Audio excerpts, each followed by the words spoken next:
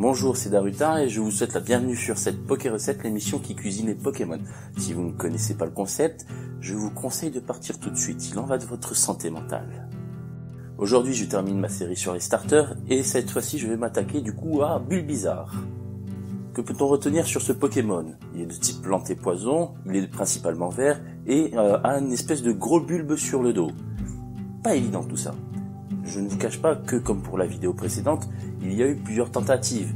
J'ai tenté notamment de modeler une brioche verte fourrée de façon à refaire le bulbe. Et je dois dire que le résultat, finalement... Non, pas ça, pas ça!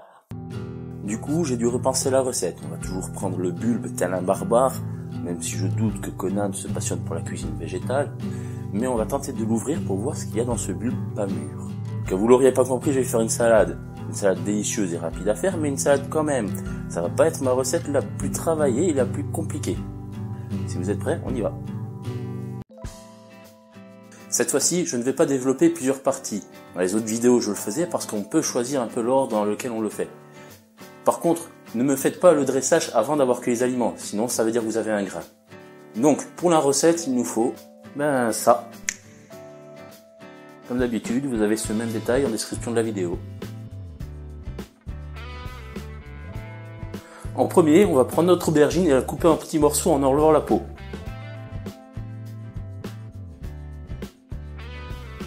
Ensuite, on va prendre notre bûche de chèvre et la couper en petits morceaux en enlevant la peau. Pour terminer, on va prendre notre liqueur et la couper en petits morceaux en enlevant la peau. Pardon. On verse la liqueur dans un saladier avec l'aubergine, le fromage de chèvre, un peu de sel, du poivre et un filet d'huile d'olive. On mélange bien le tout avant de mettre cette préparation dans un plat, puis au four à 180 degrés pendant 20 à 30 minutes.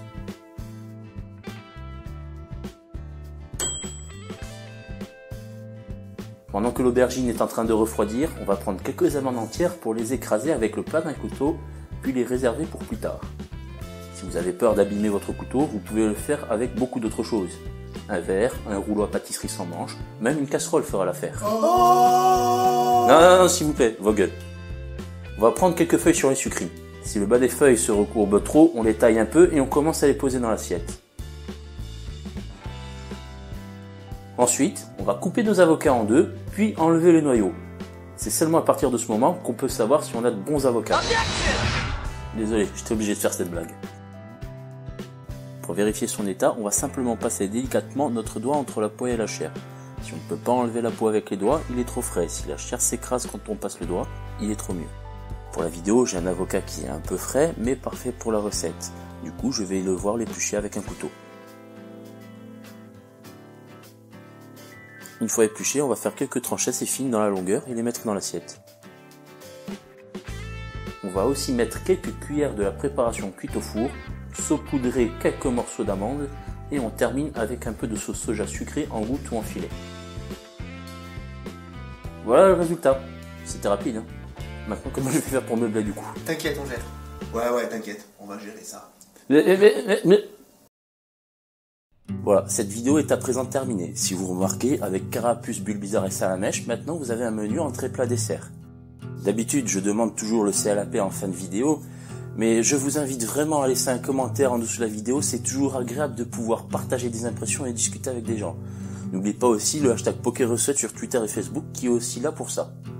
Sur ce, je vous souhaite un bon appétit. Merci, merci. Non mais laissez-moi un petit peu.